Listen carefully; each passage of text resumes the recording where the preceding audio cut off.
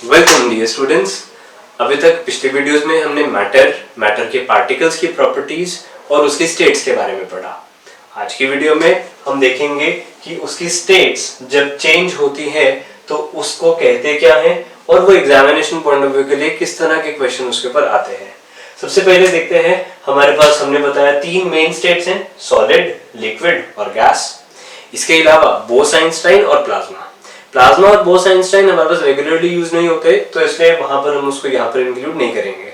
तो हमारे पास जो मेनली क्वेश्चन आएंगे वो आएंगे सॉलिड पे, लिक्विड पे और गैस पे। अभी देखिए, नॉर्मली जब एक सॉलिड एक लिक्विड में कन्वर्ट होता है तो उस पॉइंट को हम क्या कहते हैं, मेल्टिंग। और जब लिक्विड किस में कन्वर्ट हो रहा है, सॉलिड में, तो उसे क्या कहेंगे, फ्रीजिंग। आप एक कॉमन एग्जांपल ले सकते हैं, वाटर अगर आइस की फॉर्म में प्रेजेंट है तो जब वो मेल्ट होगा तो लिक्विड या नॉर्मल वाटर की फॉर्म में होगा। और इसी वाटर को रेफ्रिजरेटर में जब आप फ्रीज करेंगे तो फ्रीजिंग हो जाएगी और वो क्या बन जाएगा, आइस बन जाएगा। इस वाटर को जब आप बॉईल करेंगे तो वो गैस, वेपर या स्टीम की फॉर्म में हमें मिलेगा। अब बहुत सारे स्टूडेंट्स बॉइलिंग की जगह वेपराइजेशन या इवेपोरेशन भी बोल सकते हैं।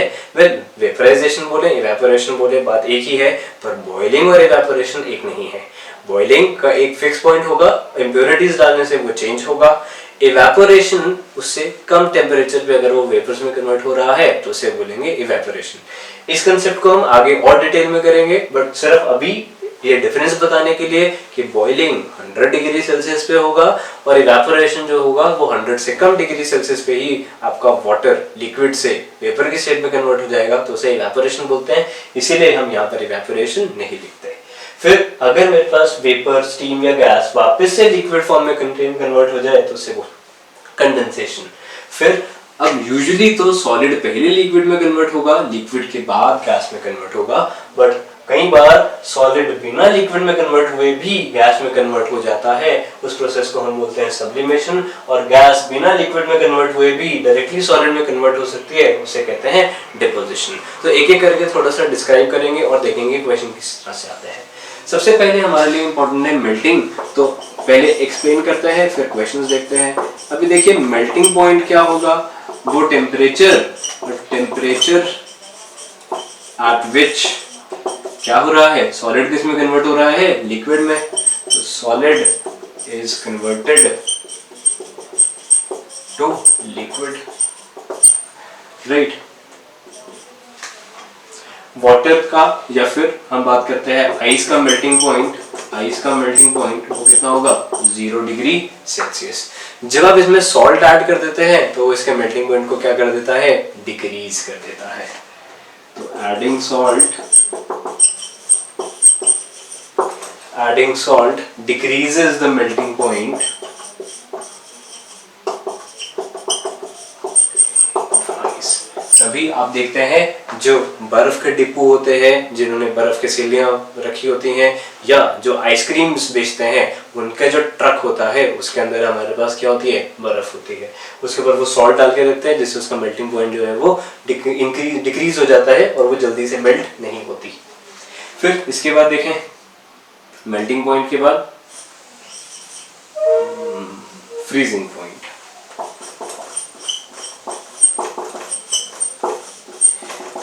Freezing point will be a temperature at which liquid is converted to solid। Liquid जो है वो सॉलिड में कन्वर्ट हो जाता है, राइट। तो वाटर का फ्रीजिंग पॉइंट कितना होगा, 0 डिग्री सेल्सियस होगा। यहाँ पर भी adding salt decreases the freezing point of water. तो अगर आप उसमें नॉर्मल वाटर में जब आप आइस डाल देंगे तो उससे फ्रीजिंग पॉइंट उसका डिक्रीज होगा। इसके बाद देखते हैं boiling point. Boiling point, a temperature at which liquid is converted into gas, steam या वेपर्स, राइट। तो बॉइलिंग पॉइंट हमें पता ही है, boiling point of water is 100 degree Celsius and adding salt increases the boiling point। अभी तो जब मामा potatoes या फिर एग को कुक करते हैं या बॉईल करते हैं तो फिर उसमें क्या डालते हैं, सॉल्ट डालते हैं ताकि वो हार्ड बॉईल ना हो, अच्छे से बॉईल हो जाए, राइट। चलिए इसके बाद यहाँ पर ये तो हमारे लिए इम्पोर्टेंट है ही कि सॉलिड लिक्विड में कन्वर्ट हो रहा है, तो मेल्टिंग जिस पॉइंट पे कन्वर्ट होगा टेम्परेचर के, उस पर्टिकुलर टेम्परेचर को मेल्टिंग पॉइंट, पर्टिकुलर टेम्परेचर को फ्रीजिंग पॉइंट या बॉइलिंग पॉइंट कहा जाता है। तो जिस पे सॉलिड लिक्विड में कन्वर्ट हो melting point of ice, salt add करेंगे तो मेल्टिंग पॉइंट डिक्रीज होगा। Freezing point temperature at which liquid is converted to solid, water का freezing point 0 degree Celsius, salt add करने पे ये भी डिक्रीज होगा। और टेम्परेचर जिस पे लिक्विड गैस, स्टीम या वेपर्स में कन्वर्ट हो रहा है और बॉइलिंग पॉइंट उसका 100 डिग्री सेल्सियस है, सॉल्ट ऐड करने पे ये इंक्रीज होता है। इसके अलावा कॉम्पिटिटिव फॉर्म ऑफ एग्जामिनेशन के लिए एटमॉस्फेरिक प्रेशर और एल्टीट्यूड यानी कि हाइट के साथ बॉइलिंग पॉइंट का चेंज होना बहुत इंपॉर्टेंट है। तो पहले उसको देखते हैं, उसके बाद कंडेंसेशन, डिपोजिशन और सब्लिमेशन के एग्जांपल्स या क्या होता है उसको देखेंगे। हाँ, उनके कोई पॉइंट नहीं होंगे, ऑफ कोर्स जो पॉइंट है वो हमारे पास बेसिक केमिस्ट्री में ये 3 ही रहते हैं, that is melting point, freezing point and boiling point. अब बॉइलिंग पॉइंट डायरेक्टली प्रोपोर्शनल है एटमॉस्फेरिक प्रेशर के। एटमॉस्फेरिक प्रेशर वो प्रेशर जो एटमॉस्फेयर अपने आसपास की चीजों के ऊपर लगाता है। तो कहता है अगर बॉइलिंग पॉइंट इंक्रीज होगा, increases when atmospheric pressure increases, when atmospheric pressure increases, atmospheric pressure के इंक्रीज होने से बॉइलिंग पॉइंट भी इंक्रीज होगा।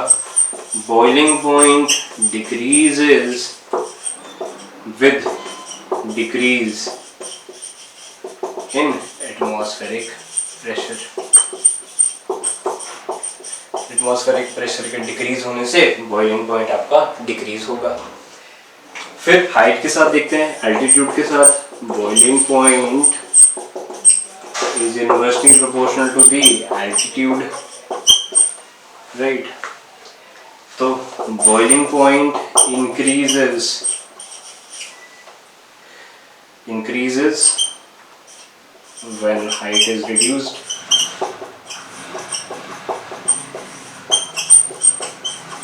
यानी कि sea level, and boiling point decreases when height is increased,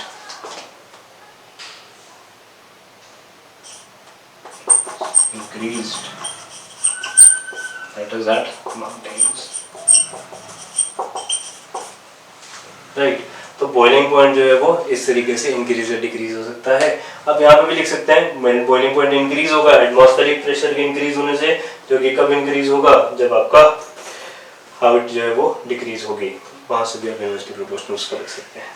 ये तो हो गए हमारे इनके ऊपर जो क्वेश्चंस आते हैं। फिर उसके बाद देखते हैं कंडेंसेशन, सब्लिमेशन और डिपोजिशन।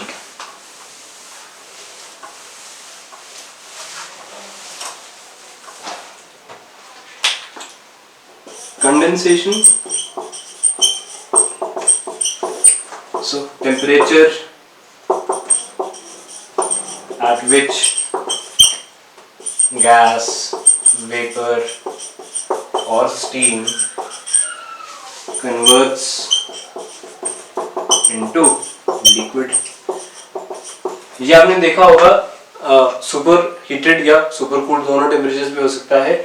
जब आप एक क्रश्ड आइस आपने लिया और उसको एक ग्लास में डाल दिया तो उस ग्लास की आउटर सरफेस पे आपको वाटर के ड्रॉपलेट्स दिखाई देते हैं, और ये वाटर के ड्रॉपलेट्स जो हैं वो इसी को सिग्निफाई करते हैं कि वहां पर क्या हो रहा है, कंडेंसेशन हो रहा है। और ये क्वेश्चन बहुत ही इंपॉर्टेंट है एग्जामिनेशन पॉइंट ऑफ व्यू के लिए।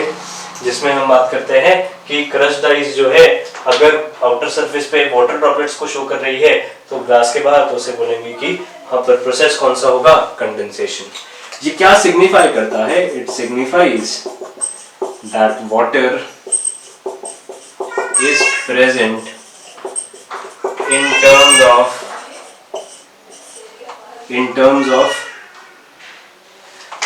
in form of vapors around the glass,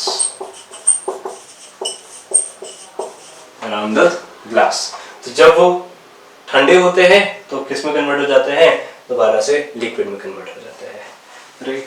सो हाँ, हॉट केस के ऊपर या फिर आपके जो थर्मस फ्लास्क होते हैं, तो थर्मस फ्लास्क के ऊपर भी आप देखें उसका जो लिड है, जब आपने उसमें गर्म चाय, कॉफी या राइस या चपाती स्टोर की है आपके हॉट केस के अंदर, तो जो ढक्कन है, लिड के ऊपर भी आप देखेंगे वाटर के ड्रॉपलेट्स होते हैं, वहां पर भी जो वेपर्स हैं वो किस में कन्वर्ट हो रहे हैं, वाटर ड्रॉपलेट्स में कन्वर्ट हो रहे हैं।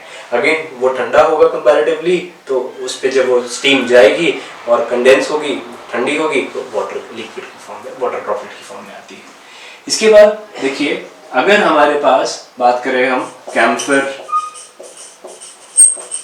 आयोडीन और बहुत इंपॉर्टेंटली ड्राई आइस जिसे हम कहते हैं सॉलिड CO2, ये एग्जामिनेशन में बहुत बार आता है।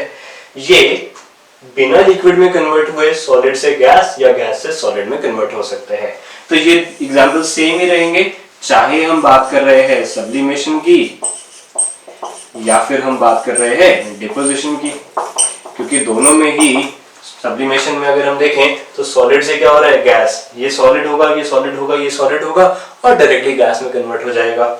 या डिपोजिशन, ये तीनों ही अगर गैसियस फॉर्म में है और ये डायरेक्टली सॉलिडिफाई हो जाएंगे लिक्विड में कन्वर्ट हुए बिना। तो इस तरीके से हमारे पास melting point, freezing point, boiling point, condensation, sublimation, deposition और उसके ऊपर किस तरह के क्वेश्चंस आते हैं, हमने वो डिस्कस किया आज के वीडियो में। आई होप आपको ये चीजें समझ आई होंगी। आगे वाली वीडियोस में हम एटम के स्ट्रक्चर के बारे में बात करेंगे और भी चीजों को डिस्क्रिप्टिवली पढ़ेंगे। इसके बाद से जो वीडियोस हैं वो थोड़ा डिस्क्रिप्टिव होना शुरू हो जाएंगी, जिसमें हम एग्जैक्टली वो पढ़ेंगे जो केमिस्ट्री में हमें पढ़ना चाहिए, ये वो पार्ट जिससे ज्यादातर स्टूडेंट्स को थोड़ा सा डर लगता आया है। बट अगर आप यहीं से आप देखें, अगर आप उसे हिरार्की में पढ़ेंगे, बेसिक से पढ़ेंगे और हर चीज को छोटे छोटे टुकड़ों में स्टेप बाय स्टेप पढ़ेंगे तो इतना ज्यादा मुश्किल नहीं होगा। आई होप आपको वीडियोस पसंद आई होंगी, आपको लेक्चर समझ आए होंगे। इसी के साथ थैंक यू।